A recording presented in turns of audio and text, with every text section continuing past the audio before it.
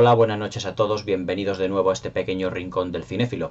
Hace pocos días mi amigo Thanatorius Mortalvan, del canal del Rato Muerto, me nominó para un tag de películas de terror que constaban de 18 preguntas, la verdad es a cual más interesante. Yo desde aquí le estoy muy agradecido por haberme nominado, por haber confiado en mí para que hiciera este tag.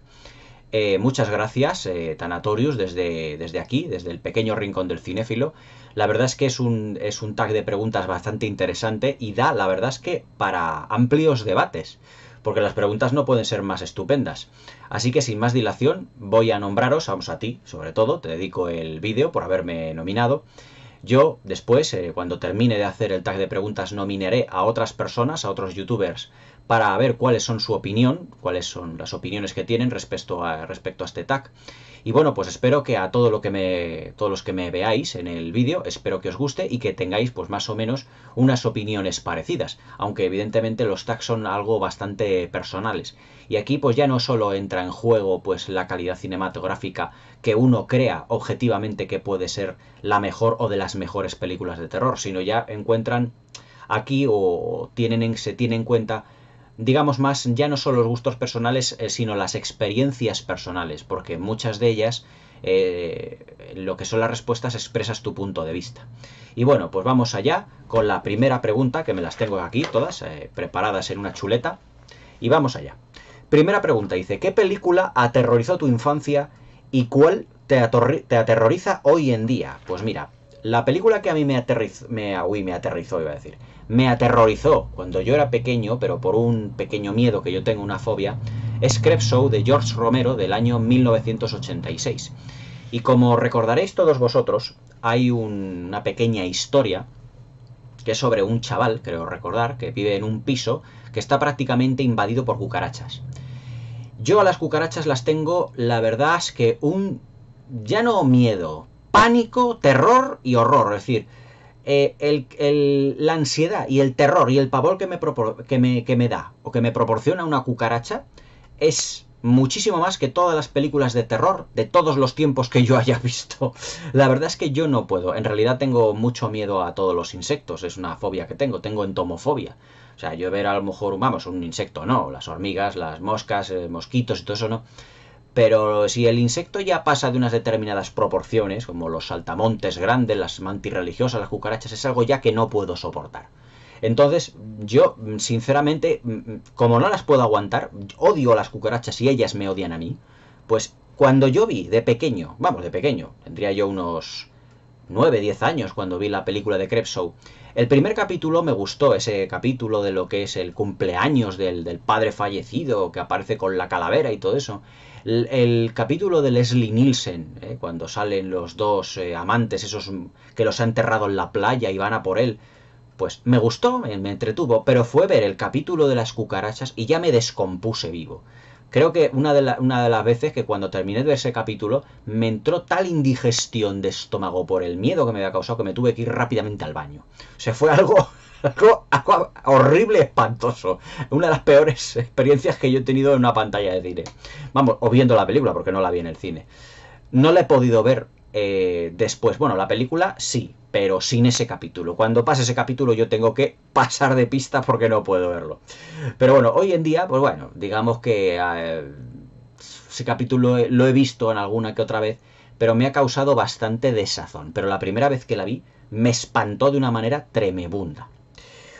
Y la que me sigue aterrorizando hoy en día, pero no por terror, sino porque cuando la vi de pequeño me afectó bastante también, y de mayor me ha impactado por lo bien que están conseguidos los efectos de maquillaje, es La Mosca de David Cronenberg, la protagonizada por Geena Davis y Jeff Goldblum. Yo cuando en el año, también creo que es del año 86, vi la película, todo lo que es el desarrollo y la degradación del personaje de Jeff Goldblum me encantó. Pero cuando ves al final de la película que se le van desprendiendo ya toda la carne, la piel, todo, y ya aparece ese monstruo que es, bueno, una especie entre mezcla de hombre y mosca o bicho raro, lo que fuera aquello, yo cuando vi aquello y cuando lo sigo viendo hoy en día me impacta de tal manera que digo, hostia, es que está tan bien conseguido. Los efectos especiales de maquillaje y los efectos especiales en general de La Mosca de David Cronenberg son una auténtica maravilla y yo la película considero una gran obra maestra. pero me da un mal rollo que no puedo con ello. O sea, es realmente terrible ver además que luego el final es sumamente trágico, cuando coge ya la mosca de Jeff Goldblum el cañón de la escopeta y se lo pone en la cabeza para que Gina Davis dispare, y ella, que en realidad estaba enamorada de él, Dios mío, hasta que llega el amante de ella, ese señor de barba, y también le pega el tiro, ¿no? O sea, es tremenda la película, tremenda, tremenda. Es un remake muy superior a la antigua, la del 58. Pero bueno, esto ya es un punto de vista. La pregunta número 2 me dice: ¿cuál es la primera película de terror que viste? Ya lo he dicho aquí varias veces en el canal, además que lo sabe mi amigo James Wallstein, y cuando se lo conté se le pusieron los pelos de punta. Con 5 años de edad, yo con 5 años, mi padre me puso La Noche de los Muertos Vivientes, también de George Romero, la versión del 68, la película original. Y yo la primera vez que la vi, o sea, me quedé clavado en la butaca. Y vosotros diréis: joder, ¿cómo tu padre con 5 años te pone La Noche de los Muertos Vivientes? Mi padre era muy aficionado a las películas de terror. Más le dediqué el vídeo, él por desgracia ya no está entre nosotros, le dediqué el vídeo de La Noche de los Muertos Vivientes. Pero la verdad es que me causó impacto, pero más en impacto no de terror, sino de suspense, para decir, y de inquietud. ¿Qué es lo que realmente iría a pasar con esas personas que están metidas en la cabaña? Y cómo está conseguido en la película el efecto claustrofóbico. Y esa fórmula tantas veces que se ha repetido en la historia del cine. Fue una película realmente pionera. La Noche de los Muertos Vivientes es una de las grandes películas de terror moderno, o que prácticamente definió o abrió un subgénero que fue el género de zombies. Las demás veces que la vi ya no me impactó. Yo se supone que ya con esa película es como fue como un antídoto de las películas de terror para mí. Ya las películas de terror ya no me han causado tanto impacto y tanto terror como a otras personas, otros familiares míos o amigos o conocidos. Porque yo creo que mi bautismo fue con La Noche de los Muertos Vivientes, y ahí me curé de espanto. Sinceramente me curé de espanto con esa película. Es un gran recuerdo, tiene un gran recuerdo para mí. Además que La Noche de los Muertos Vivientes fue una de las primeras películas que yo comenté aquí en el canal. Bueno, aproximadamente la número 20 o 30. Luego me dice: recomienda 3 películas de terror para toda la familia. Bueno, para toda la familia quiere decir que sean un poquito suaves. Bueno, para toda la familia yo voy a recomendar 3 películas que yo considero que son clásicos y que hoy en día a lo mejor muchas de las personas que ven en YouTube, a lo mejor algunos las conocen y otras no. La primera es Al final de la escalera, de Peter Medak, del año 1980. Al final de la escalera para mí es una de las mejores, si no la mejor película de fantasmas de la historia del cine, protagonizada por George C. Scott. Es la película en el que las psicofonías, lo que son los ambientes sórdidos, lo que es la iluminación, esas escaleras en la parte alta de la gran mansión donde está viviendo George C. Scott, es realmente impresionante. A mí, al final de la escalera, la primera vez que la vi, me causó también un gran impacto, sobre todo por cómo están manejados todos esos elementos que hacen de los espectros y los fantasmas algo creíble. La silla de ruedas del niño, la bañera donde fue asesinado, la pelota que va cayendo escaleras abajo. Todos esos elementos están filmados además con planos de detalle que son realmente escalofriantes, sabiendo que en esa casa hay una gran entidad oculta. Y además que luego la película invita a resolver un misterio. A mí me encantó Al final de la escalera. La segunda es, ya entramos dentro de lo que es el terror un poco más con tintes cómicos, Un hombre lobo americano en Londres, de John Landis, del año 81. Esa película realmente a mí también me impactó bastante, sobre todo por los efectos visuales de la transformación del licántropo, del chaval. La verdad es que fue esa secuencia maravillosa. Ahí, para los más jóvenes que no estén viendo, no está hecho con efectos digitales. Son todo efectos de maquillaje, pero son de una perfección tan absoluta y de un realismo tan maravilloso que realmente parece que te estás creyendo que ese chico se está transformando en lobo. Esa película fue carne de cañón de los videoclubs al principio de los años 80. Yo no sé las veces que yo me alquilé esa película con 7, 8 años. También era muy fuerte. Me acuerdo cuando me la alquilé, que la dueña del videoclub me dijo: pero si esta película no la puedes ver tú de pequeño. Y yo tendría pues 8 años. Yo digo: mira, no le voy a hacer contar mi anécdota de La Noche de los Muertos Vivientes con 5 años, porque si no es que se le ponen los pelos como escarpias. Pero vamos, Un hombre lobo, un americano en Londres va a ser una película que voy a comentar aquí en el canal dentro de poco, y es una auténtica maravilla, una maravilla del cine de género de los años 80, realmente fantástica. Y la otra ya es un clásico, italiana, del año 60, que es La máscara del demonio, de Mario Bava, que es una película en blanco y negro hoy en día, pero que mucho del cine de Roger Corman, a partir de los años 60, todo el ciclo de Edgar Allan Poe, como El hundimiento de la casa Usher, El péndulo de la muerte, La obsesión, bebe mucho en lo que se refiere a atmósfera de la máscara del demonio. Es una película que tiene una narrativa un tanto extraña, porque todo lo que son los planos, lo que son las interpretaciones, desde mi punto de vista son un tanto teatrales y algo exageradas. Pero la presencia de Barbara Steele, que es la protagonista femenina de la película, la hace un título único dentro de lo que es la historia del cine de terror y del cine fantástico en general. Estas tres las recomiendo fehacientemente. Al final de la escalera, Un hombre lobo americano en Londres y La máscara del demonio. La pregunta número 4 es: ¿cuál es para ti el maestro o tu maestro del terror favorito? Indiscutiblemente Terence Fisher. Terence Fisher fue el director que creó el cine de terror moderno sin ningún género de dudas. Hasta 1957, hasta La maldición de Frankenstein, las películas de terror eran más películas poéticas, con personajes con un abundante maquillaje, en blanco y negro, más cortitas en metraje, pero que el horror, digamos que estaba enfocado de una manera, ya os digo, un tanto poética, más atmosférica. Pero realmente con La maldición de Frankenstein de la Hammer Films de 1957, Terence Fisher crea el cine terror moderno aportándole el color, aportándole los personajes sórdidos, claustrofóbicos, los asesinos en serie, que luego veríamos en El cerebro de Frankenstein en el año 1969, 12 años después de esta maravilla, de La maldición de Frankenstein. Terence Fisher aportó el Technicolor o el Eastmancolor, que era un derivado del Technicolor, como os he dicho muchas veces en mis especiales de la Hammer. La iluminación tan impresionante, los movimientos de cámara suaves, el uso del sonido como elemento narrativo para crear atmósfera y sobre todo claustrofobia dentro de lo que son esos decorados que son en muchos momentos como muy laberínticos y que se van estrechando a medida que vamos subiendo peldaños en los castillos, en las mansiones. Terence Fisher además tiene una narración muy sólida, no hay altibajos en el ritmo y sobre todo pues la utilización de la sangre y del sexo en todas sus películas, ese sexo soterrado que utiliza, que luego fue mucho más explícito en la década de los 70 y de los 80, pero que tuvo en los años 50, finales de los años 50, realmente su bautismo. Y luego también, ya os digo, la utilización de la sangre, La maldición de Frankenstein, Drácula, La momia, Las novias de Drácula, El cerebro de Frankenstein, todas las películas que hizo Terence Fisher para la Hammer Films, las películas de cine fantástico, de horror, las películas de género, se pueden decir que la sangre es prácticamente uno de los protagonistas, con ese rojo escarlata, que no es realista, pero sí que impactaba mucho en la época. Para mí hay un antes y un después de Terence Fisher y de La maldición de Frankenstein. Y no lo digo yo, lo dice John Carpenter, otro gran maestro del cine de género. Pero Terence Fisher es mi absoluto favorito en lo que a cantidad y calidad de películas de este estilo. Y porque creó una nueva forma de ver el cine de terror. Indudablemente Terence Fisher. Luego me dice, ¿cuáles son sus interpretaciones favoritas? 2 masculinas y 2 femeninas. Mis 2 interpretaciones preferidas del cine de terror son de 2 Anthonys. Anthony Perkins en Psicosis y Anthony Hopkins en El silencio de los corderos. No me digáis que no son 2 interpretaciones maravillosas. Anthony Hopkins en Psicosis de Alfred Hitchcock del año 60 creó el típico psico-killer, por así decirlo. También hubo un antes y un después de Norman Bates y de Psicosis.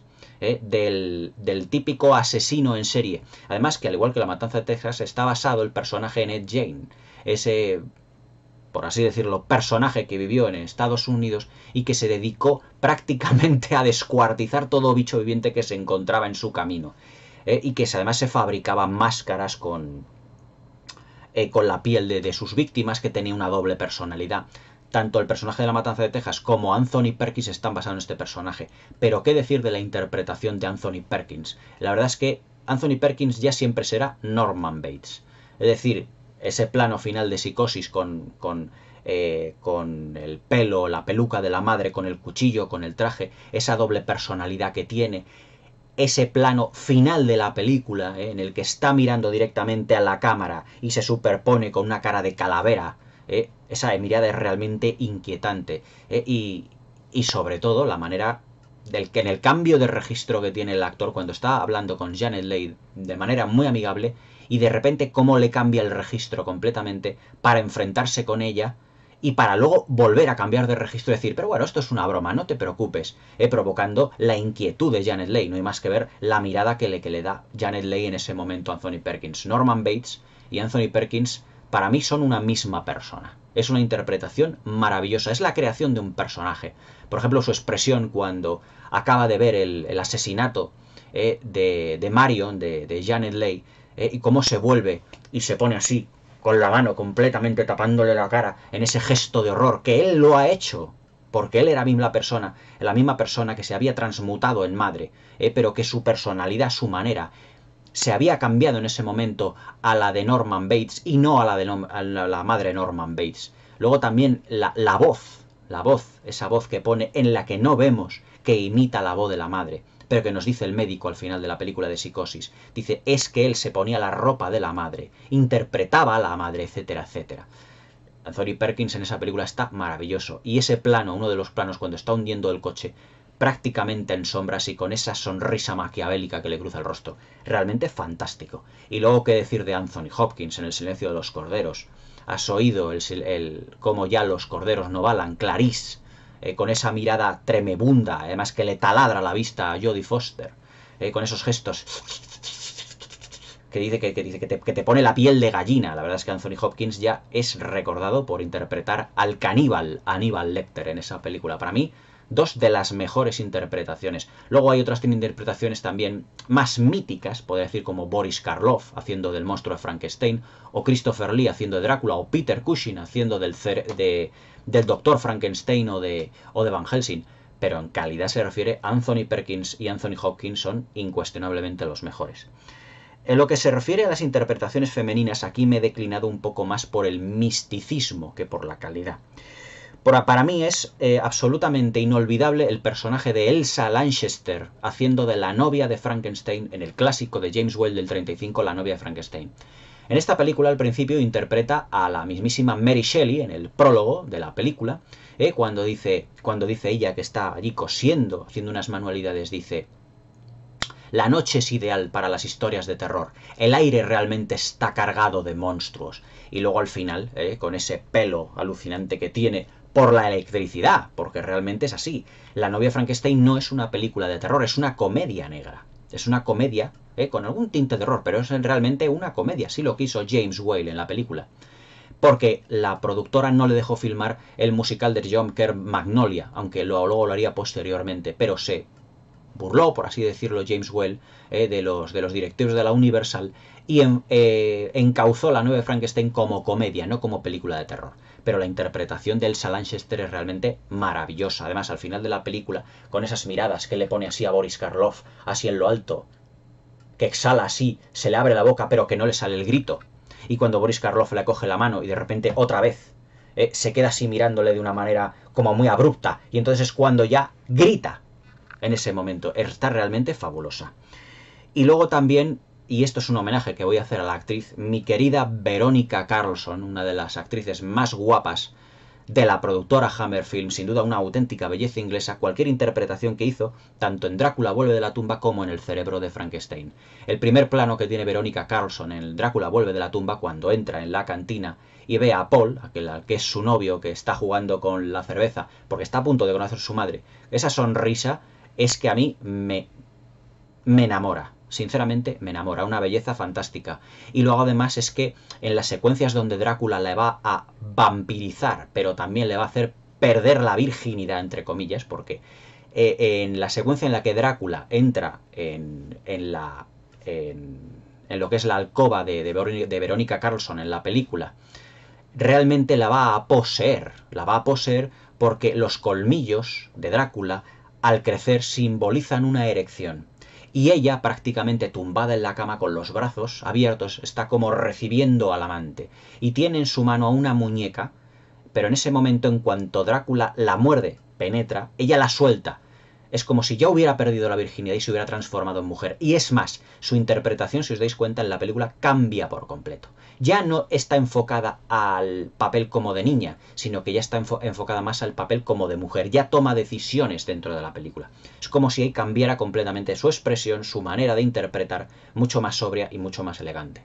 Para mí Verónica Carlson está fantástica. Y también en El cerebro de Frankenstein. Sobre todo en la secuencia, que ya todas estas las comentaré aquí en el ciclo de la Hammer, cuando en esa secuencia maravillosa, muy deudora del cine de Alfred Hitchcock, junto a Peter Cushing, que es el que hace de Dr. Frankenstein, y han guardado un cadáver en el patio de lo que es en el jardín de su casa, entra la policía a registrarlo, y ella, que está completamente empapada porque ha saltado una especie como de mangarriga que tenían allí, ve como la mano del muerto está prácticamente así sobre el terreno, sobre la arena del jardín, y ella muy levemente con el pie la aparta de tal manera, para que la policía no lo descubra. Esa secuencia en la que ella está estáticamente deliciosa es típica del cine de Alfred Hitchcock, y ella está perfecta en esa secuencia.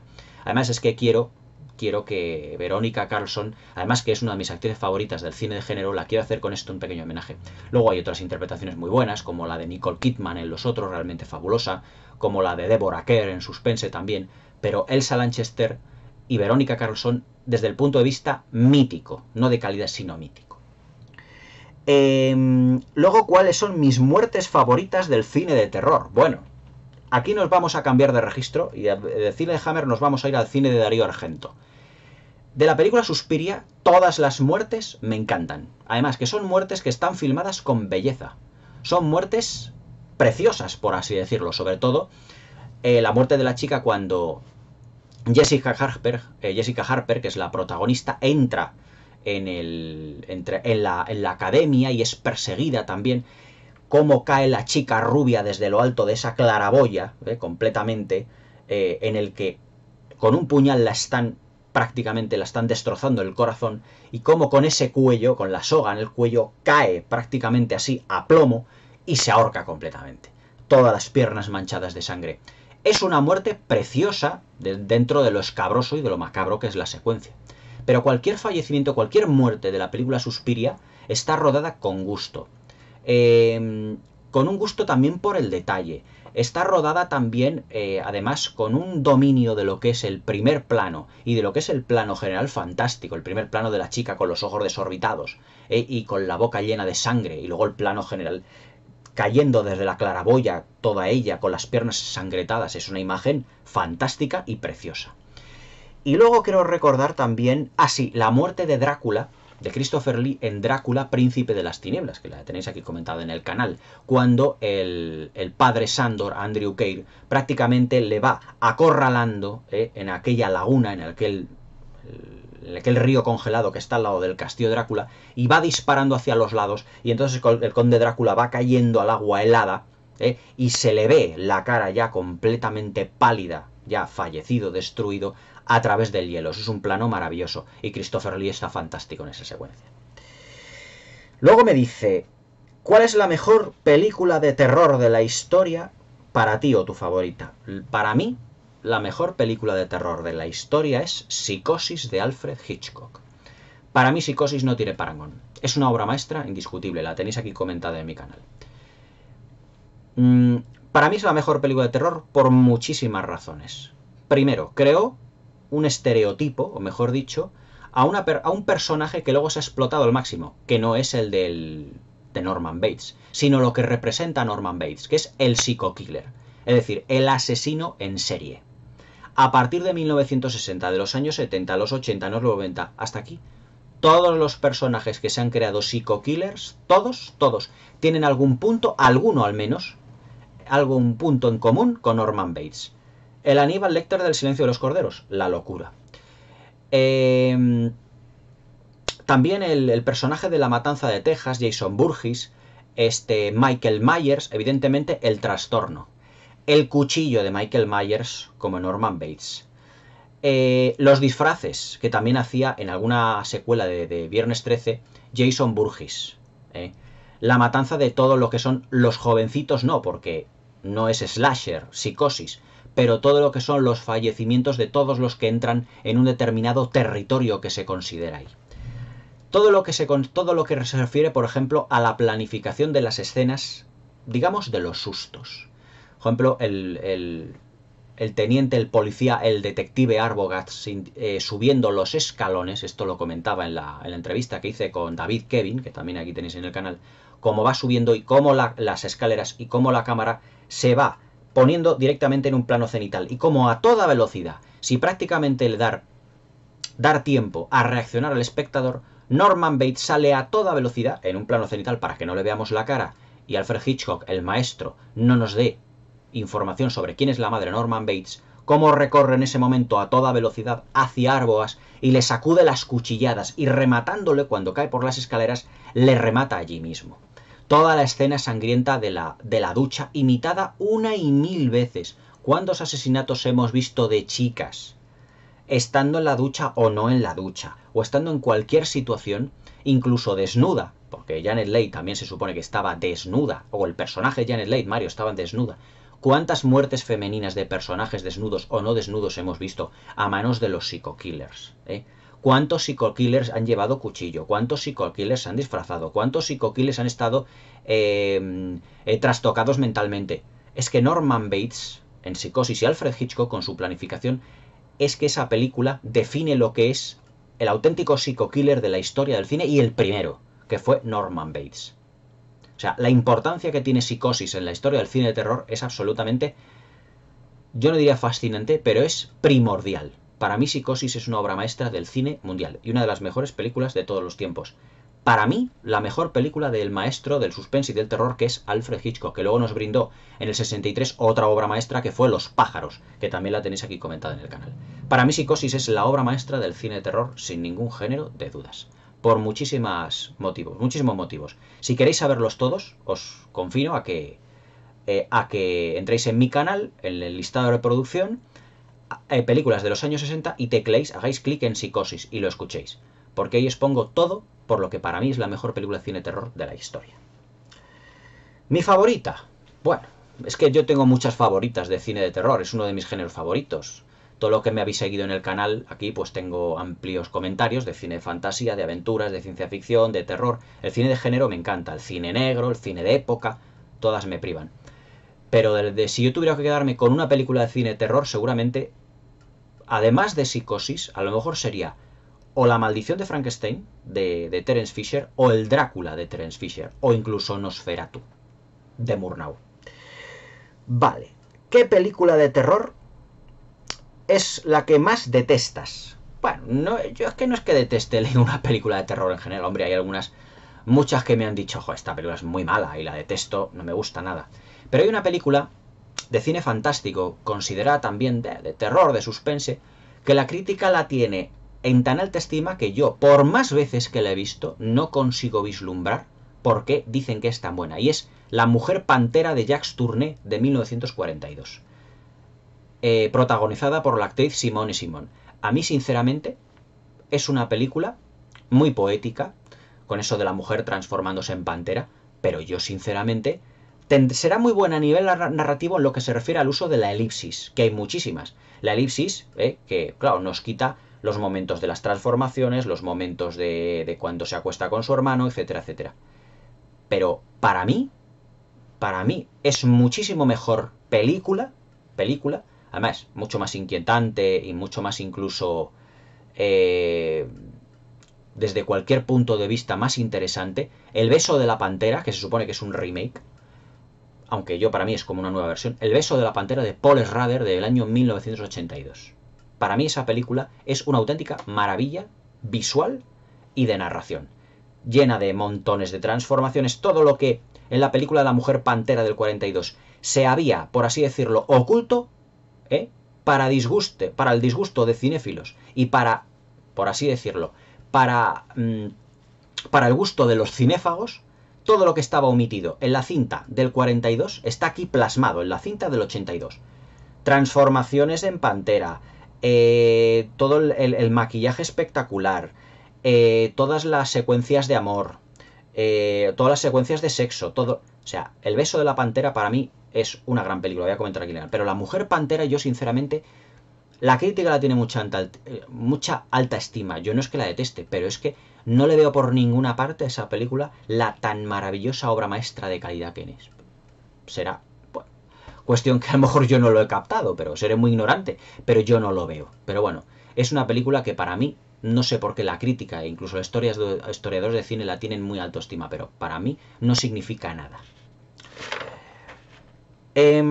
Luego me dice que señale una saga de películas de terror favorita. Hombre, indudablemente, y lo sabéis, todos los Dráculas de Christopher Lee. Pero ojo, los 5 primeros. Drácula, Drácula, Príncipe de las Tinieblas, Drácula vuelve de la tumba, El poder de la sangre de Drácula y Las novias de Drácula. Aunque evidentemente tengo que decir una cosa. Las novias de Drácula no aparece Christopher Lee, pero yo creo que está dentro de esa saga. Funciona como secuela, un poco spin-off del Drácula del 58, porque la auténtica secuela del Drácula del 58 es Drácula Príncipe de las Tinieblas del 65, que aquí la tenéis comentada en el canal. Y luego están Drácula vuelve de la tumba y El poder de la sangre de Drácula. Y ahí termina el ciclo original Hammer, rodado en los estudios Bray. Y luego están Las cicatrices de Drácula, Drácula 73 y Los ritos satánicos de Drácula, protagonizadas también por Christopher Lee, pero para mí ya ahí fue, por así decirlo, el declive de la serie. Pero los 4 Dráculas protagonizados por Christopher Lee, Drácula, Drácula Príncipe de las Tinieblas, Drácula vuelve de la tumba y El poder de la sangre de Drácula, para mí son mi saga favorita de película de terror. Luego también hay otras sagas maravillosas, como, ¿qué os diría yo? La saga de Fantasma de Don Coscarelli, sobre todo la primera. Las otras 2, la segunda y la tercera, están bien. La cuarta y la quinta ya flojean en bastantes cosas. La saga de House, una casa alucinante. La saga de Posesión Infernal. Pero para mí, la saga de Drácula, protagonizada por Christopher Lee, para mí es sagrada. Es mi saga favorita de películas de terror. Luego también las películas de terror de Roger Corman, del ciclo de Edgar Allan Poe. Las películas también de Frankenstein, de Terence Fisher, de la misma Hammer también. Pero para mí, donde estén las películas de Drácula de Christopher Lee, que se quite todo. ¿Cuál es mi película de zombies favorita? Evidentemente, La noche de los muertos vivientes. Para mí La noche de los muertos vivientes también inaugura un subgénero, que es el subgénero de zombies, que ya lo habíamos visto anteriormente en La legión de los hombres sin alma, en los años 30, con Bela Lugosi, pero que claro, el zombie de George Romero no tiene nada que ver. O sea, el zombie de George Romero es un zombie en condiciones, es un zombie caníbal, es un zombie que le gusta comerse a los vivos, tiene un maquillaje fantástico, sobre todo en las 2 secuelas, que son Zombie y El día de los muertos, 2 películas también excelentes. Pero La noche de los muertos vivientes, la original de blanco y negro, para mí es una obra maestra del cine de terror. Y además que fue la película que a mí con 5 años me marcó absolutamente. ¿Cuál es mi slasher favorito? Bueno, pues la verdad es que de slasher que me gusten tengo muchas. Pero hombre, el slasher para mí, el mejor es La noche de Halloween de John Carpenter de 1978, que también la comenté aquí en el canal, por el especial de Halloween que hice junto con Elvira. Comenté la de Elvira y la de Noche de Halloween. Para mí esa película es la atmósfera hecha película. Es las luces, las sombras, los movimientos suaves de cámara, las neblinas y sobre todo el ambiente claustrofóbico, tétrico y asfixiante que tiene toda la película. La banda sonora de John Carpenter. John Carpenter aprendió mucho del cine de la Hammer, por supuestísimo, porque además todo lo que son la atmósfera y los movimientos suaves de cámara, eso ya lo había hecho la Hammer, los directores de la Hammer anteriormente. Pero John Carpenter en esta película de slasher lo lleva a un nuevo nivel. Sobre todo la secuencia al principio de la película, de ese plano secuencia en el que la cámara va recorriendo todas las estancias, va subiendo y bajando por la casa de Michael Myers de niño, que va espiando a su hermana que está con el novio. Todo eso es una auténtica maravilla. Y sobre todo, ya os digo, la ambientación. Y sobre todo, cómo están utilizadas las luces, las sombras y las penumbras. La secuencia en la que está Jamie Lee Curtis, ya casi al final de la película, está en su habitación y de repente, justamente al lado, hay una zona completamente oscura en negro, pero va surgiendo lentamente la máscara de Michael Myers. Esa secuencia es una obra maestra de la planificación. Porque ahí es donde vamos aumentando, el espectador va aumentando la tensión. Y además es que ella, Jamie Lee Curtis, su personaje no se va dando cuenta. Hasta que luego ya ocurre, pues eso, que llega luego el personaje de Donald Pleasence y todo esto. Pero esa película es absolutamente maravillosa. Todo lo que es. Además es que Está rodada en ese pueblecito que no existe, que es Haddonfield, llamado Haddonfield, y que parece que realmente vive la noche de Halloween. Hay pocas personas por las calles, luego por la noche parece como una especie como de película de fantasía, pero de fantasía lúgubre y tétrica, en el que todas las casas están rodeadas por como una especie como de neblina, como iluminadas como con halos de luz muy fantasmagóricos. Para mí La noche de Halloween es una maravilla de película.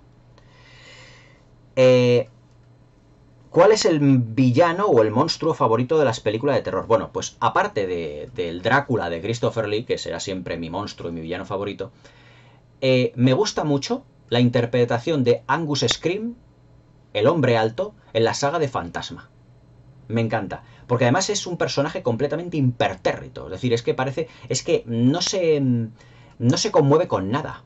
O sea, es un señor que aprendió una expresión en toda la película, la expresión de gesto como de enfado, y que le hace realmente la vida imposible a este, ¿cómo se llama? A Bannister, al actor este, al de la coleta, durante toda la saga y cómo le va persiguiendo. Pero siempre el hombre alto, interpretado por Angus Scrimm, siempre es como ese personaje etéreo, que parece cuando menos te lo esperas y que todo el mundo teme, y que muchas veces en las películas no se le ve, pero que está ahí. O sea, la presencia está ahí.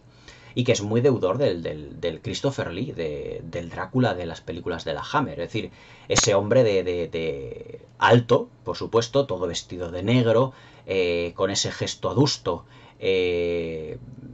congelado, como frío, como calculador, que aparece solo en contadas ocasiones, pero cuando aparece es que llena la pantalla.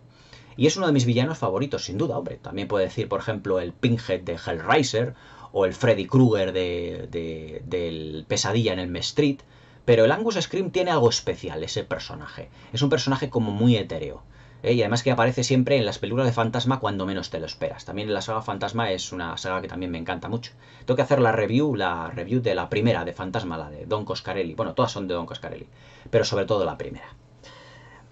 A ver, luego me dice, 2 películas de terror que sean para ti muy repugnantes.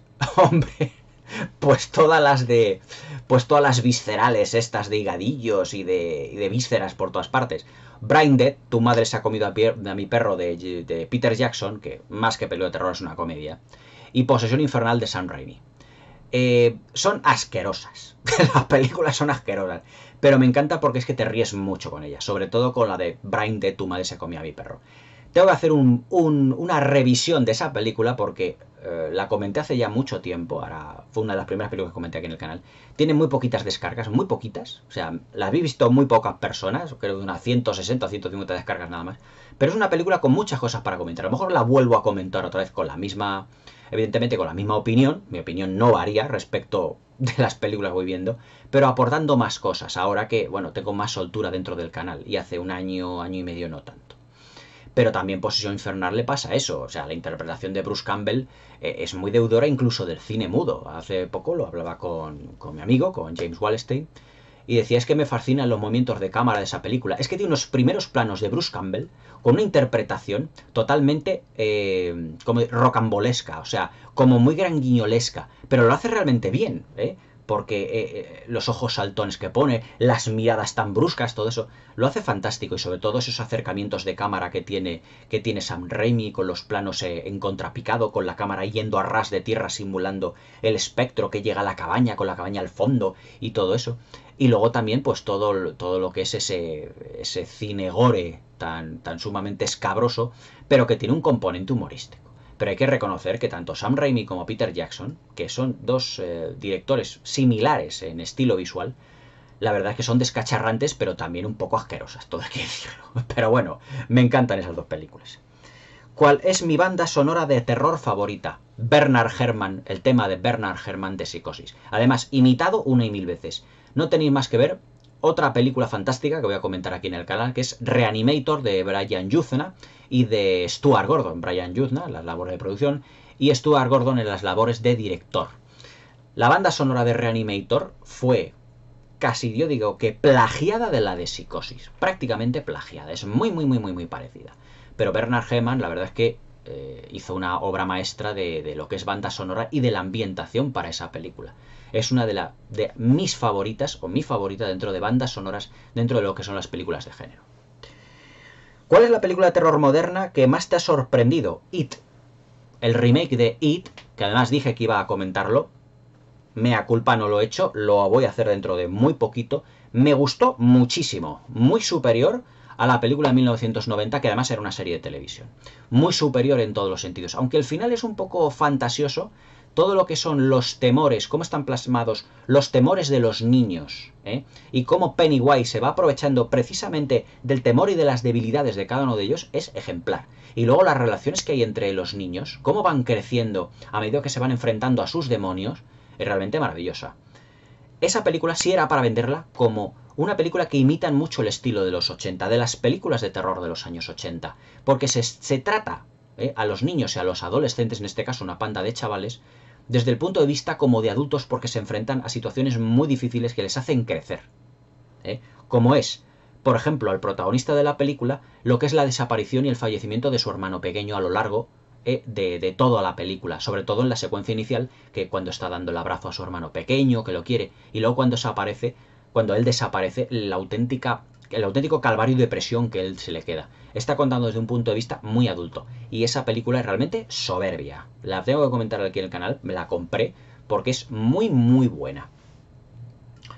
Me dice luego, Tana, 3 carteles favoritos de las películas de terror. El cartel de la película Fantasma, del 79, de Don Coscarelli, a mí me impactó mucho lo que era la carátula. Fantástica. Es una mujer que está como desnuda, como de cintura para arriba, aunque solo se le ve los pechos, pero prácticamente nada más, un poquito del pecho, de la parte de arriba, pero que está con la boca completamente gritando y con las manos tapándose los ojos, pero las manos están transparentes y los ojos se le ven. Ese cartel se me quedó a mí como muy grabado en la mente cuando yo lo vi en el videoclub, la primera vez. Porque rezaba el letrero, si no te asusta esta película es que ya estás muerto. Y dices, ostras, esta película tiene que ser impresionante. Pero fijaos, yo con la primera vez que la vi de pequeño, Fantasma, no la entendí. Porque dije, bueno, ¿ha muerto el hermano del chico? ¿No ha muerto? ¿Qué es lo que ha pasado? El hombre muerto se termina llevando al chico, al protagonista, pero, o sea, me descolocó bastante. Y es que la película tiene un punto de surrealismo muy acentuado. Y de cuento, pero de pesadilla. Porque dices, ¿ha fallecido el hermano? ¿No ha fallecido? Es decir, da como mucha libertad al espectador en ese sentido, Fantasma. Pero centrándome en el cartel, porque no quiero enrollarme más, el cartel es fantástico. También me gustó mucho el cartel de un hombre lobo americano en Londres. Porque el cartel, lo que era la portada del videoclub, la portada de la carátula del VHS, que era en forma de libro, me acuerdo que era una caja en forma de libro grande, y que además que en el videoclub también en un cartel grande, era Londres, una fachada de lo que es Londres, el Big Ben, la clásica fachada de Londres, todo así por la noche, y en el cielo, todo lleno de nubes, los ojos de un lobo, no, los ojos de un hombre dibujados, y como el morro de un lobo. Es decir, mezclando el morro de un lobo y los ojos de un hombre. Y además con una mirada, con los párpados a medio caer, con una mirada muy intensa que te miraba directamente desde la carátula, te miraba a ti, pero con la mirada, con los ojos ligeramente girados hacia un lado. Esa carátula, esa portada a mí, me causó auténtico escalofrío. Y cuando la vi dije, yo quiero ver esa película. Tiene que ser maravillosa. Todas las vi, todas de niño, me las traeré todas. Esas carátulas eran obras maestras de la carátula. Es que no vemos hoy en día unas carátulas tan elaboradas. Hombre, os voy a decir una cosa. No eran carátulas excesivamente elaboradas, eran carátulas muy sencillas, pero que tenían un algo especial. Hoy las carátulas de cine tienen muchos personajes, mucho esto, mucho... Pero es que antes eran sencillas, pero te impactaban.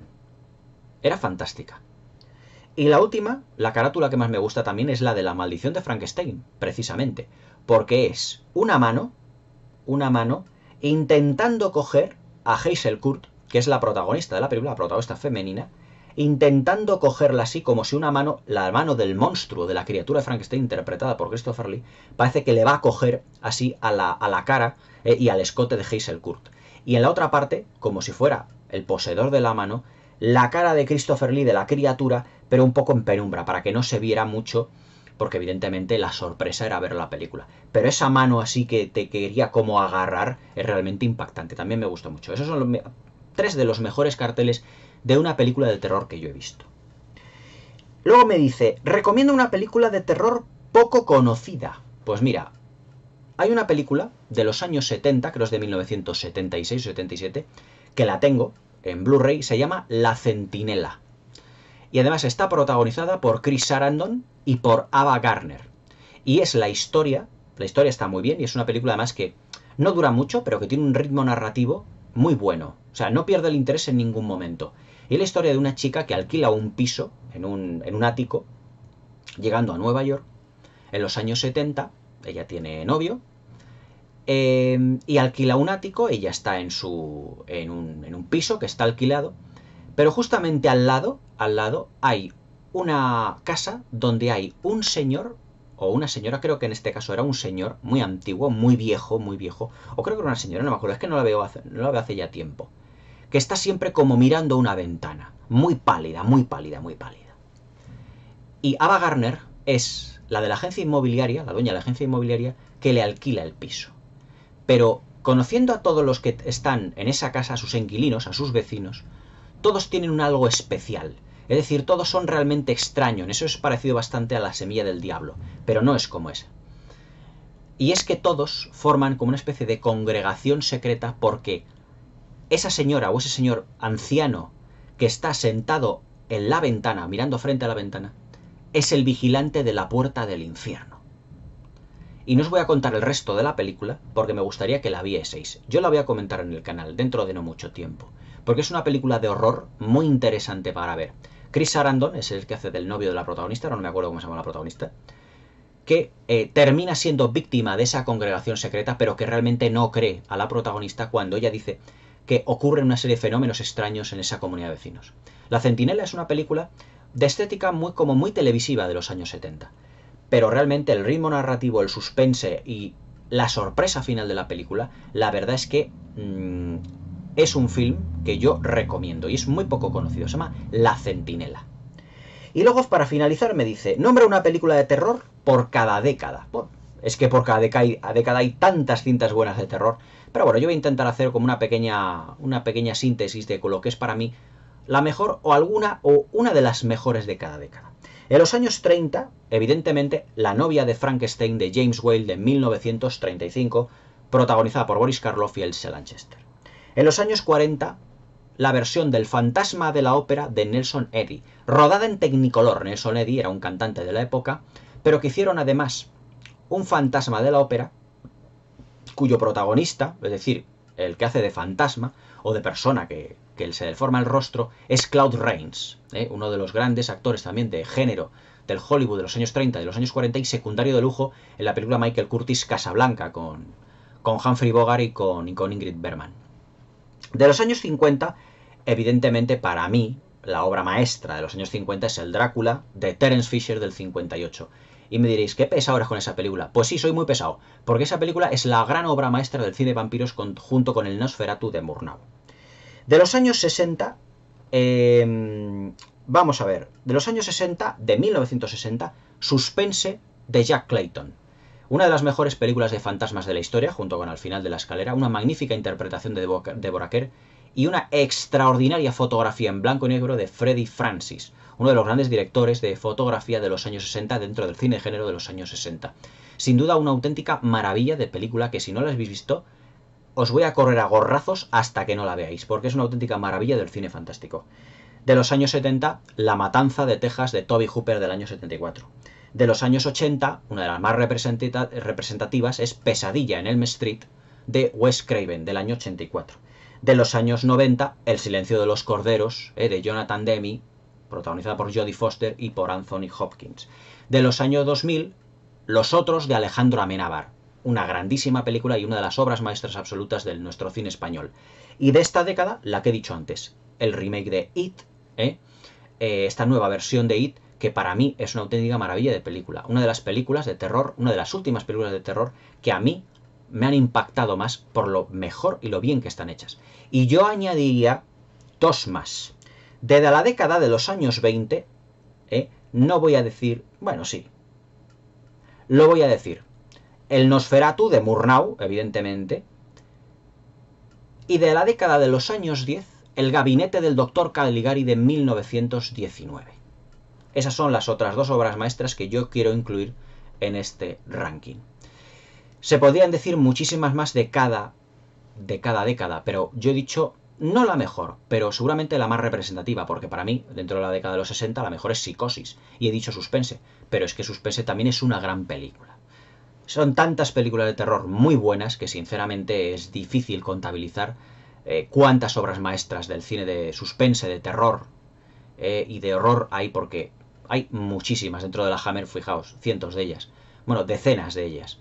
Y dentro luego del cine de terror de los 70, con el slasher, con los 80, con el cine gore de los 90, hay infinidad de ellas. Pero estas son algunas de las más representativas de cada década. Y bueno, terminado este tag, muchísimas gracias, Thanatorius, por darme la oportunidad. Voy a nominar a unas cuantas personas. Primero voy a nominar, para repetir este tag, a mi amigo James Wallstein del mundo de James. O sea, quiero conocer todas estas dichas por ti. Vamos, todas estas preguntas dichas por ti. Así que no me falles, James. Voy a nominar a David Kevin del canal... a ver si me lo sé de memoria. Darcy Nihilius Kevin Lodonhanger, porque estoy seguro que le va a encantar hacer de películas de terror y de género que le gusta. Además, aquí os animo para que os apuntéis a su canal, porque tiene una review muy buena del Drácula de Francis Ford Coppola. Voy a nominar, a ver si también me hace caso, a Alejandro Romero de la Osa, de Crónicas de un Cinéfilo, y no sé si lo va a hacer, pero voy a nominar también a Jorge Valle, que es el gurú del retro. A estas 4 personas, a ver si son capaces de hacer el tag de cine de terror. Me gustaría que lo hicieran estas 4 personas. Sin duda sería, vamos, para mí un éxito haber movilizado a tanta gente. Pero sí que me gustaría que todos ellos lo hicieran. Bueno, pues hasta aquí el tag. Espero que os haya gustado, que coincidáis o no con mis opiniones. Bueno, pues es una cosa que es bastante personal, pero bueno, yo creo que he dicho películas que están en la mente de todos cuando nos referimos a cine fantástico.